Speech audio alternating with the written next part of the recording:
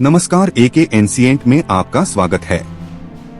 सोचिए, अगर कोई ऐसा हथियार हो जिसके प्रयोग से पूरा आकाश जल उठे, धरती कांप जाए और आने वाली पीढ़ियां भी उसका प्रभाव महसूस करें।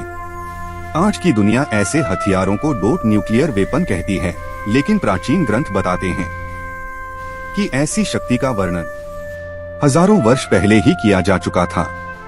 दोस्तों, आज हम जानेंगे देवताओं द्वारा प्रयोग किए गए 10 सबसे घातक हथियार, जिन्हें केवल शक्ति का प्रतीक नहीं बल्कि जिम्मेदारी और विनाश की चेतावनी माना गया। यह कहानी युद्ध की नहीं बल्कि शक्ति की सीमा की है। ब्रह्मास्त्र, एक ऐसा अस्त्र जिसका नाम लेते ही देवता भी मौन हो जाते थे। जब यह अस्त्र छोड़ा जाता था तो आकाश में अंधाधुंध प्रकाश फैल जाता, धरती तपने लगती और जीवन समाप्त होने लगता। महाभारत में अश्वत्थामा द्वारा छोड़ा गया ब्रह्मास्त्र पूरी मानवता के लिए संकट बन गया था। इसीलिए कहा गया, ब्रह्मास्त्र वही चला सकता है जो उसे वापस लेना भी जानता हो। पाशुपतास्त्र, भगवान शिव का दिया हुआ सबसे विनाशकारी अस्त्र। यह अस्त्र केवल शरीर नहीं, अस्तित्व को समाप्त करता था। इसे पाने के लिए अर्जुन ने वर्षों तक तप किया, क्योंकि यह अस्त्र असंयमित हाथों में सृष्टि का अंत बन सकता था। यह शक्ति नहीं, संयम की परीक्षा थी। यह अस्त्र दौड़ता नहीं, उड़ता नहीं, यह न्याय करता है। सुदर्शन चक्र जहां छोड़ा गया, वहां अन्याय का अंत तय था। यह लक्ष्य कभी नहीं चुकता और कार्य पूरा कर अपने स्वामी के पास लौट आता है। यह बताता है, न्याय को दिशा नहीं चाहिए, केवल आदेश चाहिए। वज्र, बिजली से भी तेज और पर्वत से भी मजबूत। यह केवल हथियार नहीं बल्कि ऊर्जा का प्रतीक था। इंद्र का वज्र असुरों के लिए अंत का संकेत था। कुछ विद्वान मानते हैं कि यह ऊर्जा आधारित हथियार का प्राचीन संकेत हो सकता है। त्रिशूल, 3 नोक, 3 शक्तियां, सृष्टि, पालन और विनाश। जब शिव का त्रिशूल उठता था तो समय भी रुक जाता था। यह हथियार नहीं, ब्रह्मांडीय संतुलन था।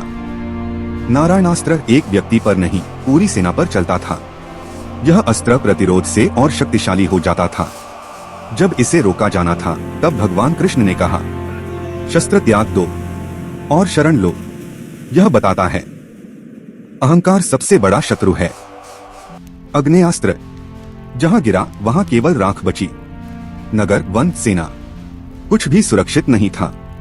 यह आग केवल जलाती नहीं थी, यह चेतावनी देती थी कि प्रकृति से खेलने का परिणाम भयानक होता है।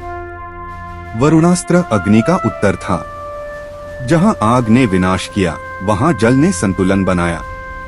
बाढ़, वर्षा और जल प्रलय, यह दर्शाता है प्रकृति में हर शक्ति का एक प्रतिरोध होता है। यह अस्त्र शरीर को नहीं, मन को हराता था।